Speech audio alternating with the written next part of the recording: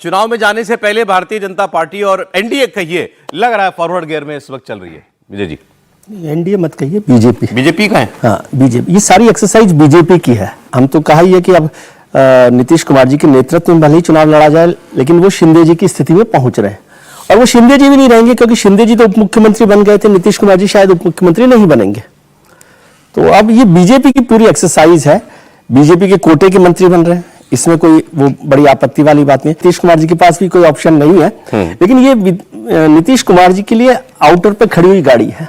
अच्छा, अब उनको इससे ज्यादा सिग्नल की जरूरत नहीं है। जब सुनील कुमार जी को भी वो मंत्री बनाती है भारतीय जनता पार्टी उनके समाज से, तो तैयारी बीजेपी की, जैसे हर्ष जी ने भी जिक्र किया, कि वो 122 को क्रॉस करने की है और उसके बाद सम्मान के साथ या अनिच्छा के साथ जो भी है उनकी विदाई नीतीश कुमार जी की करने की एक्सरसाइज बीजेपी कर रही है। बीजेपी की नजर केवल नीतीश कुमार की कुर्सी पर नहीं, उनके वोट पर भी है। उनके वोट पर भी है। चाइना के बारे में कहते हैं वो सलामी स्लाइसिंग करता है बॉर्डर पर, अपने जितने भी उसकी सीमाएं धीरे धीरे इंच करके, मतलब एक बार में कोई बहुत हंगामा भी ना हो, लेकिन धीरे धीरे करके पता लगे अरे एक दिन अचानक करे तो सब कुछ ले गया हमारा। तो ये कुछ बीजेपी जेडीयू के साथ कर रही है। आप किस रेफरेंस में मान के चलिए, मैं केवल जेडीयू के रेफरेंस में। देखिए, अब ये मान के चलिए कि Nitish Kumar care taker chief minister है बिहार के, अगर आप देखोगे तो। अब केयर टेकर चीफ मिनिस्टर, उनके हाथ में बहुत कुछ नहीं है। नड्डा जी कल बैठे, नड्डा जी ने कहा कि भाई हमारे 7 मंत्री बनेंगे, प्रदेश अध्यक्ष इस्तीफा दे रहे हैं और विभागों की सूची सौंप दी है। नीतीश कुमार का काम था कि खाली राज्यपाल आरिफ मोहम्मद खान को बना दिया गया है, तो उनके पास आप सूची भेज दीजिए। अब नीतीश कुमार के पास बिहार की राजनीति में बड़े डिसीजन लेने के लिए कुछ बचा नहीं है।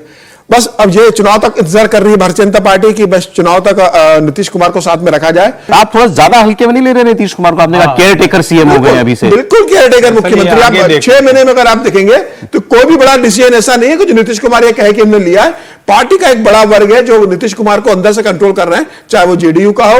अब देखिए, संजय झा उनके अध्यक्ष है। संजय झा किस तरीके से भारतीय जनता पार्टी के साथ मिलकर दिल्ली में उनका एक अच्छा ट्यूनिंग है। लल्लन सिंह ने किस तरीके से लोकसभा में वक्फ बिल का समर्थन किया। नीतीश कुमार अभी जानते हैं कि अब उनके पास बहुत ज्यादा राजनीतिक पूंजी बची नहीं है।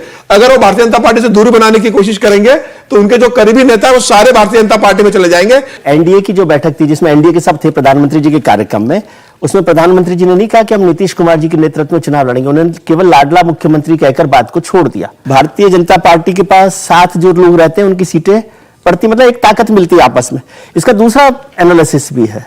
एक फुल सर्किल बीजेपी ने पूरा कर दिया है। अपने जितने सहयोगी दल थे उनको खत्म करने का आखिरी दल है ये। पहले अकाली दल, फिर शिवसेना और अब यहां पर आकर जेडीयू।